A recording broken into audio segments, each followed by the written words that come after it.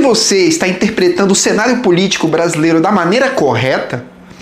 Quantas vezes você já não se perguntou, será que estou sendo manipulado por narrativas ou será que realmente estou enxergando a essência do que acontece?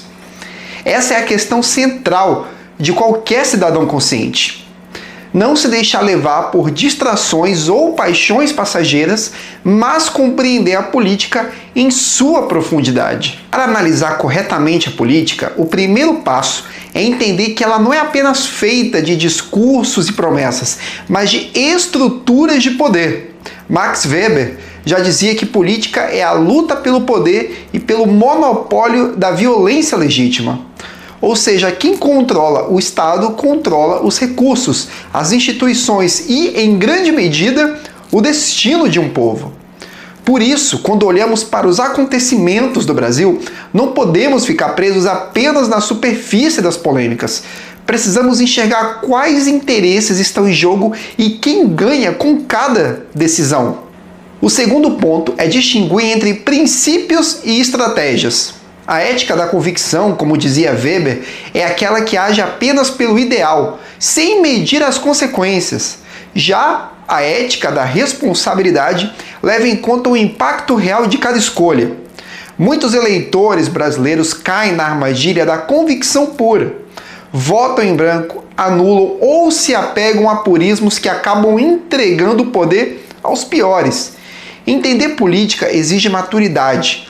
Não se trata apenas de quem é o candidato perfeito, mas de qual cenário fortalece a liberdade, a prosperidade e a justiça. Outro aspecto essencial é compreender que a política brasileira é marcada pelo patrimonialismo, conceito trabalhado por Raimundo Faoro em Os Donos do Poder. Isso significa que o Estado sempre foi visto como extensão das elites, usado como mecanismo de distribuição de favores e não de serviços ao povo.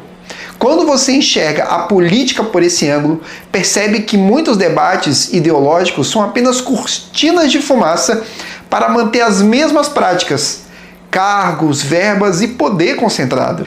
Também precisamos olhar para a política com uma lente geopolítica. O Brasil não está isolado. Crises internacionais, guerras, decisões de grandes potências e até sanções podem influenciar diretamente o nosso cenário interno. Entender por que o dólar sobe, por que o petróleo dispara, ou por que os Estados Unidos sancionam figuras políticas brasileiras é fundamental para não cair em análises superficiais. Muitas vezes, aquilo que parece ser um fato doméstico é apenas reflexo de pressões externas. Além disso, é preciso cultivar o ceticismo saudável. Como dizia o filósofo Francis Bacon, o homem prefere acreditar no que gostaria que fosse verdade. Esse é o maior perigo na análise política.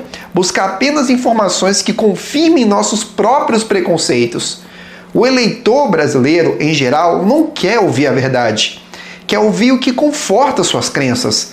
Mas se queremos interpretar o Brasil de forma correta, precisamos ter coragem de encarar dados, fatos e contradições que não agradam a nossa visão de mundo. Outro erro comum é enxergar a política como torcida de futebol. Reduzir tudo a meu candidato contra o outro lado é cair no jogo da manipulação emocional. Política não é sobre idolatria, mas sobre vigilância.